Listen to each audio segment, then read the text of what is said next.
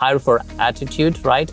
We can always fill in the knowledge and the skills. Take on extra opportunities and really expand your scope, expand what your opportunities you have with you. We are looking for something very specific, related to your current job or previous job.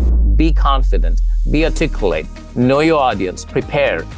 Because when you have a great team, you can do amazing things. So it's good to kind of keep that circle going where you kind of mentor people, but then they become leaders themselves.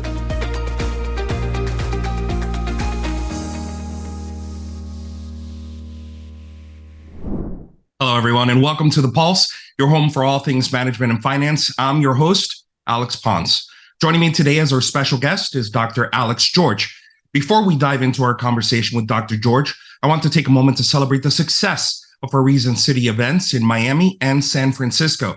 These gatherings were phenomenal, bringing together hundreds of participants for networking and knowledge exchange. And we're not stopping there. We're already planning our next stop and would love your input. Nominate your city by visiting the link in the chat window.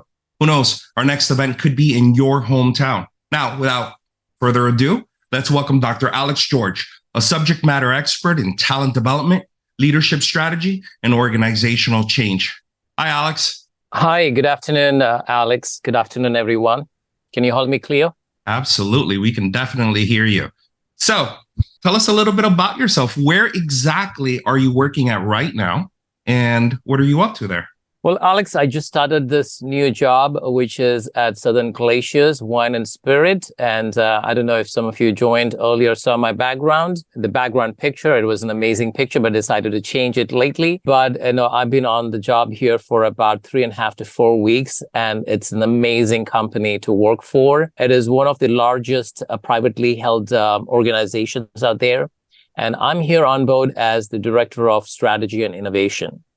And prior to this, Alex and team, I actually was the Corporate Director of Learning and Development for Stony Brook Medicine, healthcare system based out of Long Island. And prior to that, I had some experience, a long tenured experience with Hilton, again, in talent development. I see.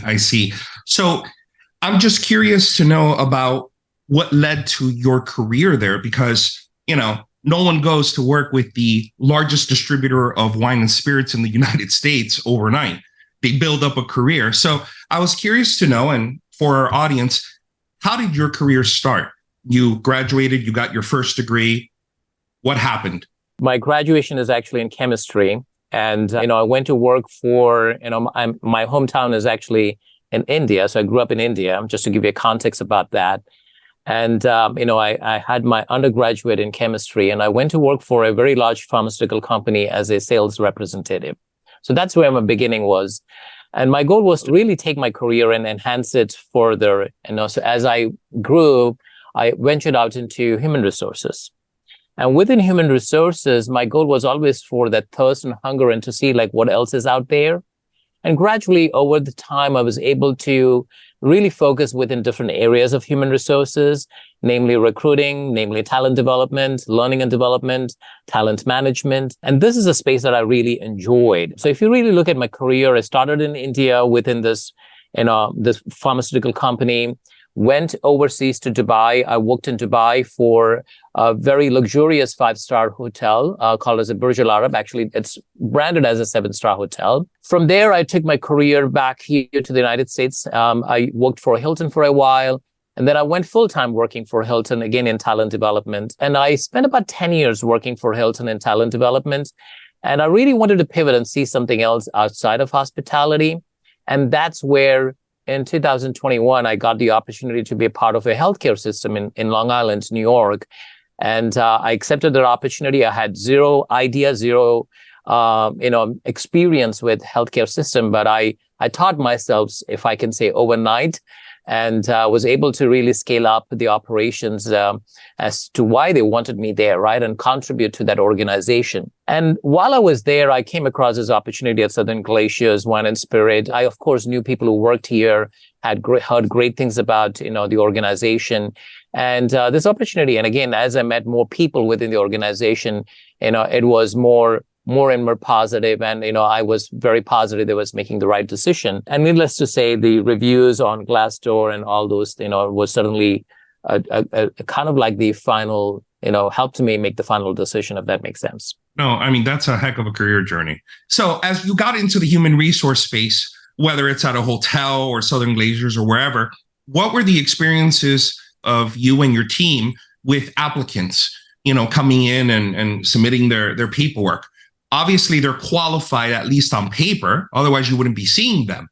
But then you see them, and what separates the people that you accept versus the people that don't?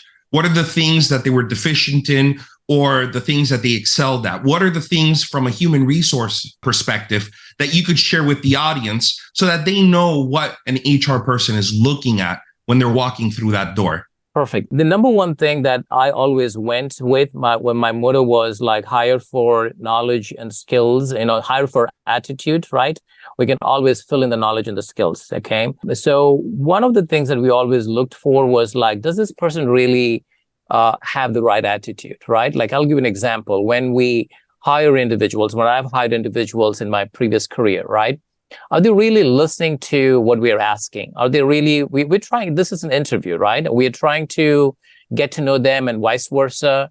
And when you ask a question, are they really listening? Like one of the styles of interviews that one of my previous organization had was about behavior-based interviewing techniques. As the name itself says, it was all about behavior-based interviewing. And we used to start questions with like, tell us a time about like something happened in your previous job. We are looking for something very specific, related to your current job or previous job. And it kind of threw us off, like when people used to come up and kind of give us a mock example, or they were not really answering what we were expecting to hear, for lack of better terms. So I think, coming prepared, really doing the due diligence in terms of like, what does this organization look for? How do I really understand the interview process? I think those things are important. I think having the right attitude is very important. And also the awareness about the industry. Like I went into healthcare with zero knowledge about healthcare. When I got the opportunity to present myself for the interview, I did a lot of research as far as healthcare was concerned, perhaps more than people who work in healthcare, if I can say that, Alex. And, what metrics are used in healthcare? Because I really wanted to sound confident. I really wanted to make sure that this chief HR officer and the CEO who were on the hiring panel, who was bringing me on board, knew that I had done my research. Even though I lacked the expertise for that particular industry, I wanted to make sure that I at least had the theoretical knowledge. I knew where to look for those information and then present that to them. So I think that was one of the reasons, if I can say, that they took a chance on me to bring me on board, because they knew that I kind of had the background information and it was just a matter of coming on board and contributing.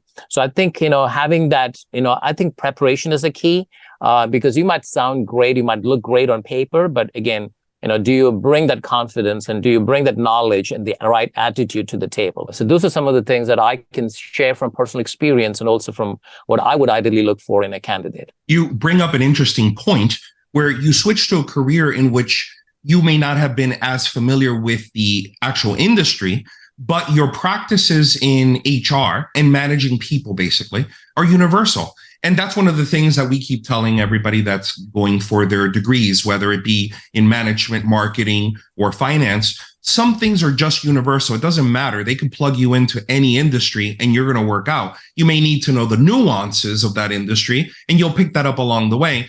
But the important thing is they didn't hire you for your industry expertise. They hired you for your expertise in what you studied for, what you're there for.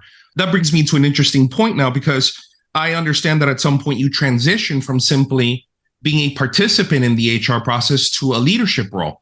And I wanted to know how that transition occurred for you, because, everybody starts somewhere, but they eventually want to be the one leading other people in teams in order to accomplish the same goals. So tell us about your transition from a participant to a leader.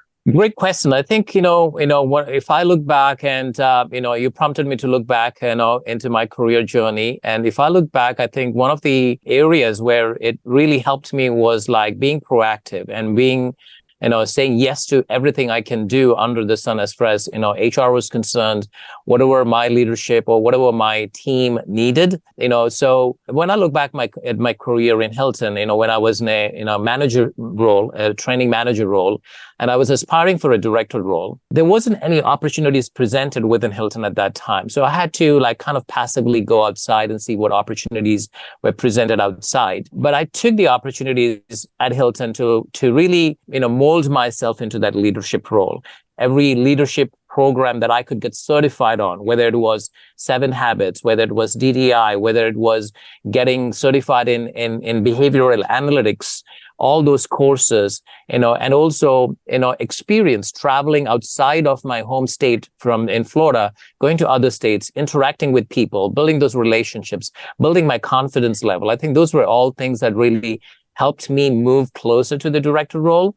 And then eventually when a role was presented, I was confident enough to speak to those hiring leaders as well as to my leadership team in my new organization and really articulate hey, I don't have the experience in a director role, but here am I. And this is all what I've done in the last 4 to 5 years to help me prepare for that role. You talk about budget, for example, or managing a large team. I've done that. And one of the examples I'll give you, Alex, is about managing a large team, internationally diverse team. So when I was with Hilton, I had this opportunity, one of my colleagues, a very good colleague of mine, reached out to me and said, Alex, I got a lot on my plate and I'm actually facilitating. Now, this gentleman actually worked for an international team for Hilton. And he said that I got a lot on my plate. I'm facilitating 5-6 webinars each day, would you be interested or open to actually facilitating an international webinar for an international audience? But the only catch is, believe it or not, it is at 5:00 in the morning, Eastern Standard Time. And I said, yes, his name is Vishal. And I said, Vishal, absolutely. I'm more than happy to do it. And so here am I was waking up at 5 in the morning, once a week, facilitating a training for an international audience. Again, it's fine. I was not getting paid for it. It was a pro bono opportunity. I was doing it as a goodwill gesture for my colleague, my friend, but I also had a vested interest in kind of building my space and really understanding what I can do, pushing the boundaries. So when I went for the director role, I was able to translate that experience managing an international team, delivering to an international team in that interview context, if that makes sense. So even though I did not do it on a day-to-day basis, managing an international team, delivering or handling an international team, I wasn't lying. I was truthful that I was doing it, just not in the scope of my regular job. I had taken it as an extra initiative, if that makes sense. So I think the biggest advice, for lack of better terms, I can share with all of you is really take on more, take on extra opportunities and, and really expand your scope, expand what your opportunities you have with you. And then you can use that to kind of share with when you go for your interviews or when you're having those career discussions. This is what I've done. And I know I've never looked for money in the very early stages of my career. I've always focused on things what I can do. And, I've learned from my mentor that the money automatically comes along with it. No, absolutely. I am curious to know, just on a personal level, how nervous were you before this 5 a.m. session that you're doing internationally for the first time to a much larger audience than you were accustomed to? What was your headspace in those half an hour to an hour before it started? I wasn't nervous because I always prepare for meetings. I always prepare for my trainings. The language of the training, the context of the training, the topic of the training was not something that was new to me. It was more about the brand. The luxury brand for Hilton. And I was very familiar with the brand. Okay. But, again, what I'm about to share with you is something that I learned from my mentor very, very early in my career, perhaps 25, 30 years ago. As a facilitator, you have to be confident about your content. And, the person attending the training is usually not familiar with the content. So even if I miss a slide, it's not that a big deal. It's not, the point I'm trying to make is that be confident, be articulate, know your audience, prepare. And, if you mess up something, it's okay. People are usually forgiving. No one is coming to you with something saying that, oh, you messed up something. People rarely do that. So I had that attitude, for lack of a better term. So, all I had to do was just prepare myself with with the content, again, I was familiar with it, but getting up at 5 was a little bit tough in the beginning. And, and as human beings, we sometimes, and I'm trying to be transparent here, we sometimes look for the reward, right? I mean, here am I doing this 5 a.m. calls, for the last, 5-6 months. And, I'm not really seeing any realistic, wins coming in to me directly, but I have to keep myself self-motivating to make sure that I can continue to do that, because I know the results will fall in. And, before you know that, there is more and more leaders within Hilton hearing about that, hey, there is someone on this team in South Florida who's actually competent enough to facilitate this, is interacting with them. Let's give him more opportunities. And, I took on more opportunities, and, like someone said recently, that you're essentially building your brand as well. So, which I think is very important. So always look for the big picture. I'm trying to see what is in the next 10 to 15 years, rather than what's in the next 5 minutes. Well, that's interesting. You asked that you phrase it that way, because one of our audience members actually asked, what are the trends that you're seeing in talent management and organizational learning? I know that right now, sustainability is one of the hot button topics in business. I know that DEI and change initiatives are another one. So if you could discuss a little bit about DEI and sustainability and whatever other trends you're currently seeing in the talent management space and also organizational learning, that would be very helpful for our audience. Absolutely. I think, absolutely, as someone of color, for lack of better terms, I definitely see DEI as an opportunity as well within every organization. And I know there is a lot of forward-thinking organizations that are actually incorporating that into the strategic plan, into the business plan, into the strategic plan of the entire organization, right? Like, how do we make sure that we have the right mix of people who have diverse ideas who can really help scale our organization and take it to the next level. So, one of the things that I've done in one of my previous jobs is also really looking at, what is needed in the organization. Sometimes those information do not come to you, presented on a plate or written on a piece of paper saying that here is what you need. I was proactive enough, in one of my previous organizations to really look at what is the feedback that we're hearing from our employees. What are they hungry for, especially in talent management? And using that information, I was able to build a strategic plan with my CHRO. And we actually delivered for the first time a program that was targeted towards individuals who are aspiring to be supervisors. Now, these are individuals who did not have any supervisory background, did not have that leadership experience, for lack of better terms, or even exposure. But here we are creating a program for them. And, even though, and that creating a supervisory program sounds, hey, that's very reasonable and sounds the norm, every organization has it.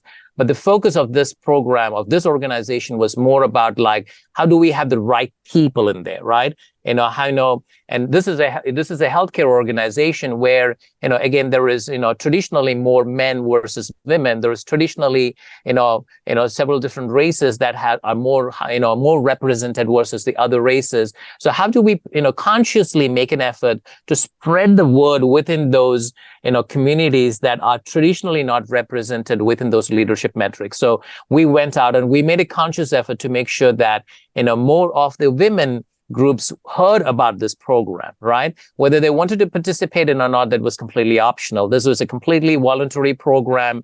You don't have to do it if you don't have to do it. But we made a conscious effort to communicate it to those, audiences. So we had, small group meetings, and we had huddles, and where we went and we communicated with housekeepers to make sure that, hey, now we know you're in housekeeping, and which is great, which is a very important department. But how do we let you know that there is an opportunity for you to move up the corporate ladder, come and attend our supervisory leadership program, which gives you an experience or an exposure, for lack of better terms, into budgeting, into handling people, reading people, understanding the different leadership styles, understanding different, talent management tools like coaching, having a conversation, communication skills, and really build your brand, again, for lack of a better term, so that when you see an opportunity as a supervisor, whether it's housekeeping, whether it is in HR, you are ready to apply for that opportunity. So I think that's very important. I think it's important to have that conscious strategic goal and plan built into the programs so that, so that it can really resonate with the employees. It can really resonate and make sense with the audience. We're also seeing a lot of trends with sustainability as well, but I'll take your question before I go further. That was actually what I was going to follow up with, which is sustainability. I mean, I understand you have a Lean Six Sigma green belt. Isn't that sustainability related somehow? It is. Lean Six Sigma has actually come in. It takes the best of two worlds. One is the lean philosophy and one is the Six Sigma philosophy. The Six Sigma philosophy is more about, how do we make sure that there is minimum error? How do we make sure that the product that we produce is perfect, is 100% passing the quality? Whereas the lean philosophy is more about like, how do we minimize wastage? So there you go. That's all about sustainability. So the lean aspect of the Lean Six Sigma, it focuses more on sustainability, focuses more on wastage. And actually that is, the whole concept is inspired from, several Japanese methodologies. Again, the wastage and sustainability could also be, again, Lean Six Sigma or Six Sigma came from in the manufacturing industries to begin with, right? Mm-hmm. It was heavily championed by Toyota. It was heavily championed by Motorola. But the ideology is not just in terms of, wastage from paper, utensils, or tissues, for lack of better terms. I'm in an office, I'm trying to see what's around here. But, it's also from a process perspective as well. How do we make things more manageable, more efficient, so we can save things that we cannot see, like electricity, for lack of better terms, which I desperately need today. I'm curious to know, because I have come to the conclusion that everybody is just collecting tools to put in their toolbox, and the person with the most tools usually wins. And I'm curious to know the lessons you learned in order to be certified with Lean Six Sigma. How have they applied towards human resources? Because that's now one of the talks on campus, which is how to apply these manufacturing methods to run as efficiently as possible and transition that information for utilization in the HR space, in talent management, in seeing people as commodities or assets and handling them the right way so as to become more efficient. What have been your experiences in that? Because if anybody would have experienced that, it would be you. Alex, I would say that all these tools that you have in your toolbox, they are easily scalable and they can easily be transitioned into different industries across the board. Now, in some cases, they are probably better suited for XYZ industry. Like, say, for example, Lean Six Sigma works perfectly in a warehouse, for example. It works great in the manufacturing industry. So it works great in logistics. But there are opportunities for us to adopt that ideology and apply that into any context. Because if you look at the ideology, it's all about waste, minimizing wastage. That's what Lean is all about. Six Sigma is all about efficiencies. It's all about making sure that the quality control processes are in place, right?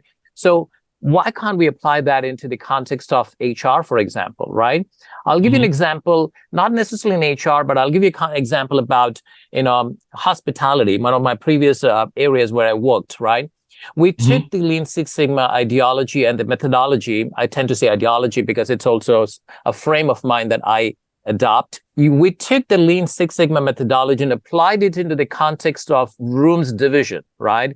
The rooms division is one of the largest areas within hospitality. And we saw an opportunity where we were kind of like falling behind in guest scores when it came to providing a guest a clean room upon arrival. Now, when I say upon arrival means the guest is arriving at 10 o'clock in the morning and they need a clean room. And you've all been in hotels, usually the check-in time in hotels is around 3 p.m. in the afternoon or 4 p.m. in the afternoon. And the simple reason that is because we need to turn around that dirty room that someone has checked out in the morning at 9 a.m. into a clean room. And of course, if you're in luxury, you actually go through a lot of processes to make sure that the room is clean. It is reviewed and inspected by a supervisor, then by a manager, because you're paying a lot of money anywhere, somewhere close to $700, $800 per night. So it's not easy to turn a room at 10 o'clock in the morning when someone checks out at 9 or even at 7 in the morning. And we were able to take those Lean Six Sigma principles and apply it to this particular problem that I've brought forward to you. And we were able to identify some of the bottlenecks. Like one of the first things you will learn in Lean Six Sigma is also identify what are your bottlenecks. First of all, it's there is the process. I'm sure some of you may know. It's the DMAIC process, right? You've got to define your problem. In the interest of time, I'm not going to go through the processes, but we were able to identify what were our bottlenecks. We were able to really put through some of the solutions that were proposed through the DMAIC process and see if the solution was really applicable. We were able to really define what the problem was. That the problem is not what I think or what I feel it could be. The problem is always supported by data. And who doesn't have data? Every HR department, every campus has data. So I think having that ideology, having that frame of mind that this process can be applied to any industry, to any department is something that I think is very important. I actually apply the principles even at home as well. Like I'll give an example, like, if I go for shopping, should I first go to CVS, then should I go to Walmart and then I go to Home Depot? Or should I go to Home Depot first and then to the other two? I mean, which is going to be more efficient for me? And again, we bring sustainability. Do I burn less gas if I go this route versus the other route? I mean, those are some of the things we need to keep in mind, that it can be applied in any context. What would you say to critics that might say that even though hiring the right people and training and all that is good up to a point, but once the base of employees gets beyond a certain amount, 100, 200, 300 employees, all of a sudden there starts to create institutional problems, such as how do you recognize employees that are now working 60 hours a week instead of 40? What reward system can be in place in order to keep the motivation going? And this was a problem before COVID. Now that COVID has created remote work for certain employees, reward systems for companies in order to change the environment to be more hospitable for the employees has become more complicated. So I wanted to know, as someone that's on the cutting edge of these issues, how do you approach, when companies knock on your door, for some consulting advice and say, listen, I have 300 employees. This is what's happening. What can I do to make the situation better? I think that's a fantastic question. And I think the most important thing that I have always given advice, for lack of better terms, and always incorporated into my belief system is priorities. Like I have a very brand new team here in my new opportunity here. And I don't think, personally speaking, I have wasted even a single opportunity to recognize the individuals on my team, as well as recognize individuals on the bigger team within talent development here. So I think it's all about intent. That's to begin with. And when you have the right intent, automatically it is a part of your strategy, whether it is written somewhere or it's somewhere over here, right? And automatically that transcends into action plans, again, whether it's conscious or subconscious, that you have within your toolbox that, hey, you know what? Like say, for example, I'm big on celebrating people's birthdays, right? From my team, right? And in my previous job opportunity where I worked prior to this opportunity, when I walked in and it was like Greek and Latin for people, they didn't know what I was talking about. So I took the first few weeks to really get to know, like, hey, what are the biggest, celebrations you have? Do you celebrate, I don't know, Thanksgiving over Halloween? I don't know. I need to understand what your priorities are, because everybody is diverse. Everybody is different. What are some of the holidays you celebrate? You want a day off for? When is your birthday? And, I started putting together, a potluck kind of concept, right? Hey, no pressure. Again, it was a small team of 6 of us. Hey, it is, I don't know, it's, Nicole's birthday today. Why don't we all pitch in and buy a gift for her or something like that? So I think, it's all about intent. And I don't think, a team of 6 or 6,000 really makes a difference. Of course, when you have a team of 6,000, it is difficult for the CEO or the chief people officer to manage 6,000 people and to really recognize 6,000 people on an individual level. But if that intent, if that priority, and if that strategy can be kind of like cascaded down to the CHRO or the CEO's subordinates. Let's assume the CHRO has 5 HR business partners in 5 different regions of the United States, managing the 6,000 people, right? Or accountable for the 6,000 people.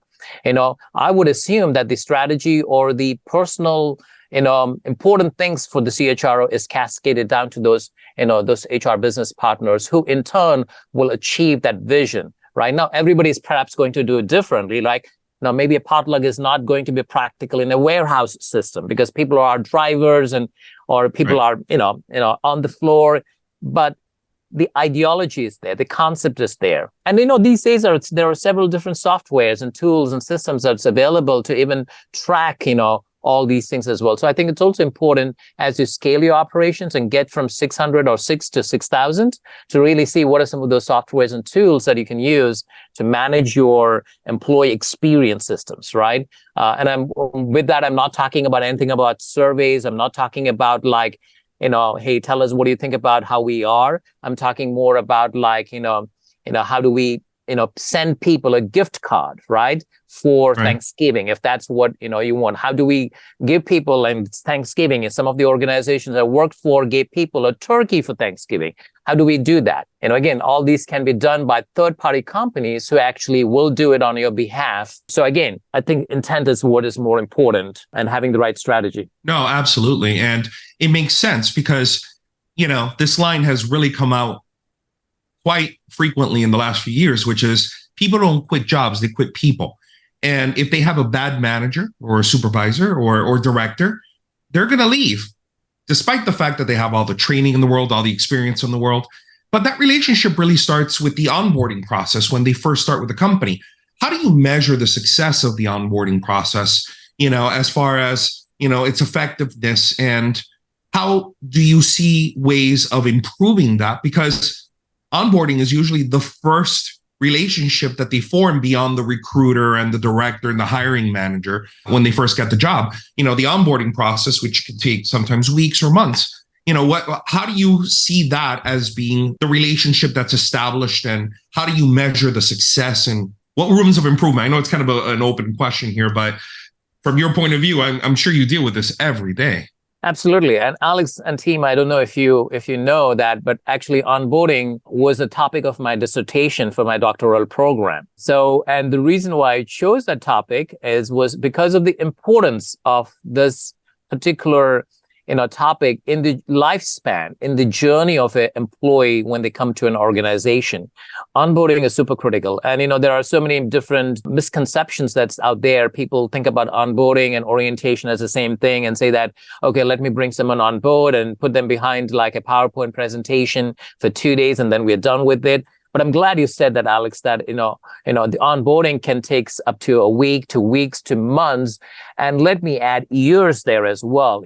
There are some organizations like Bank of America that are well known for having their onboarding program go up to more than 1.5 years, depending, of course, on the scope of the individual they bring on board. Like, it may not be, the same for, let's assume, a teller in a Bank of America position. That onboarding journey might be a couple of months. I don't know. I'm just giving an example.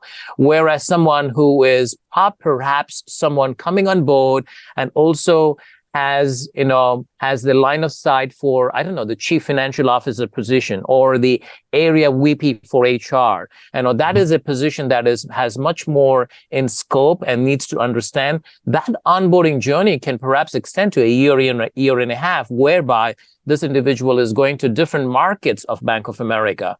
And when I say markets, I'm not just talking about like, east, west, north, south, but also, hey, the mortgage business. We're talking about the other credit businesses that Bank of America is perhaps into, the credit card business, so different segments as well, right?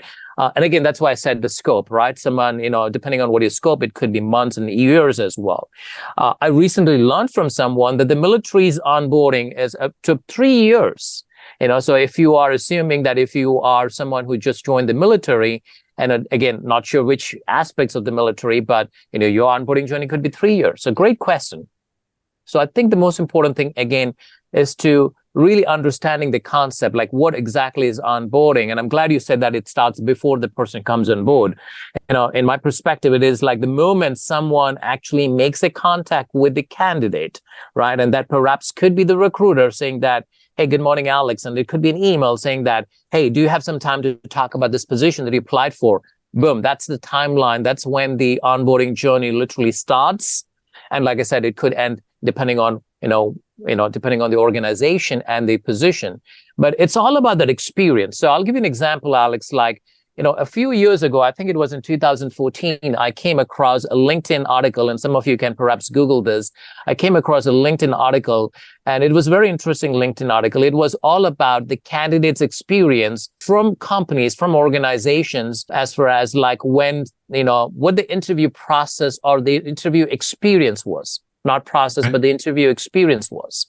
And I remember Four Seasons, which is a very, well-known luxury brand, stood out in the top 100. And I can't remember the others, but I'm sure some of you can Google this. Stood out and I remember Four Seasons because, of course, I worked for Hilton and it was a competition for me, but stood out in that candidate's experience when it came to the interview. And the whole idea was that whether the candidate gets the job or not is a whole different story. But we want to make sure that the experience that the candidate has is the best experience they have. Because you know what? I could be a customer of Four Seasons tomorrow, right? And we want to make sure that there are no bridges burned, for lack of a better term. So we want to make sure that the brand is still having its, its value in the eyes of every person out there. So I think, it's important to really consider it at a granular level. Like, what was your experience? Did we conduct the interview in an appropriate manner? Did we give you enough time to prepare for the interview? Did we make you feel comfortable? I think there are several metrics that you can, use definitely scientifically, I would say, that you would use during that stage to really evaluate how did the interview process go.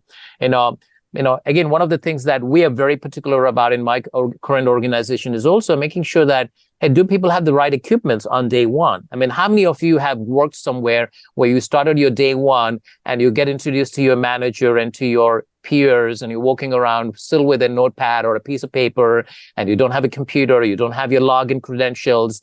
I'll tell you, day one, when I came on board with Southern Glaciers, I had everything set up literally on my desk. I get a bag. And inside the bag is some merchandising, some T-shirts and, jackets for Southern Glaciers. The computer is ready. The printout is there with my temporary username and password. Every software that I can think about is already downloaded, is ready, it's prepped. I had zero hump when it came to, getting started. I was literally on my email right within the first 10 minutes. And, I was able to go to my notepad and start making notes, right? As to like, because the first 3 days was meetings for me. And I think that's a huge difference, when it comes to like the onboarding journey. Something that I have implemented in one of my previous organizations is also really going back to the candidate and asking like, how was your onboarding journey so far? So we employed a 29-question survey in one of my previous organizations. And this was sent to someone who came on board, stayed with us for the first 90 days.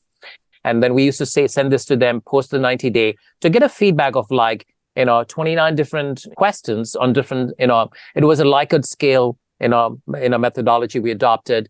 And the idea was to really see like, how was your onboarding experience? What could we do to make it better? And I can talk about onboarding for days, but I think those are the metrics that, you will really look to make it better.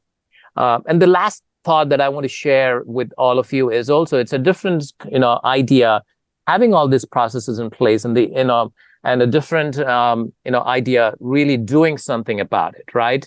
You can have all this survey that you can care for. You can capture all the KPIs you can care for, but are you really translating that into actionable, metrics to better the experience of the employee when they come on board? Because, I don't remember the numbers right now, but, it's double digits for sure. And a big chunk, I think it's up in the high 60s, a big chunk of people actually decide to leave an organization purely based on the onboarding experience. I mean, it takes tremendous guts, I would say, for someone to leave a job and pick up a new job. And, I was leaving a job that I had mastered in the last 2.5 years. I had built relationships to come over to this new job over here.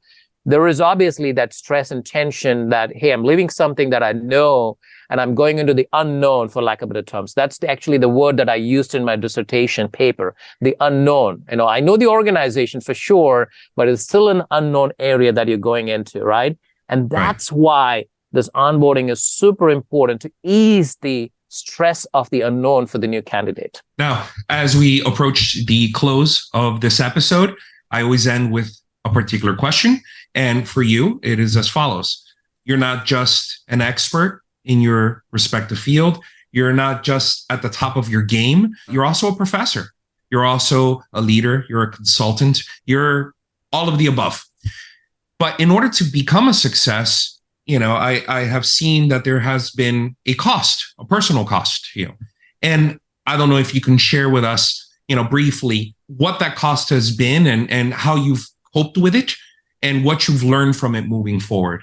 So, Alex, I'll give you and the team 2 examples of cost, if you allow me, right? One is cost, like the cost from the pure generic perspective. Like people think about cost like, hey, I'm going back to school or I'm trying to do something new. There is X amount of dollars attached with it. And again, without going too much into the details, I'll tell you that I have almost nothing as far as a student loan is concerned. I have found opportunities within the organizations that I worked for to tap into them to see how they can help with my educational goals.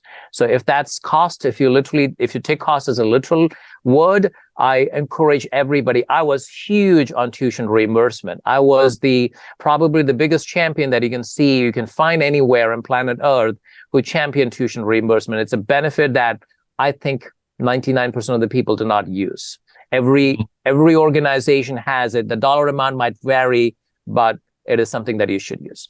The other cost which I know that you are probably looking for is the cost on your personal relationships, is the cost on is the cost on your family and so on. I think, it does affect a little bit, but it's always up to you as well. As you are trying to better yourself, but I don't think that you're doing that just from a selfish perspective.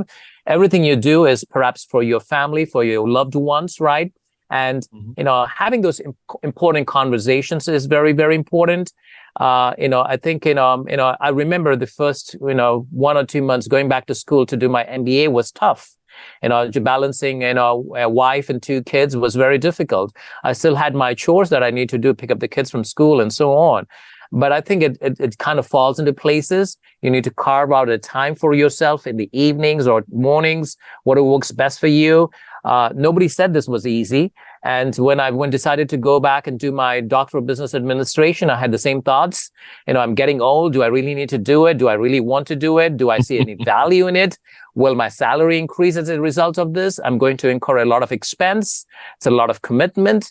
But I promise everybody, it's worth the journey, right? It is difficult, but now I look back and I see the fruits of that hard work and labor fall into places. So I think there's a little bit about compromise you make, but it's worth in the journey. Well, what a beautiful way to end this episode, which is discussing the journey. And thank you for being part of our journey.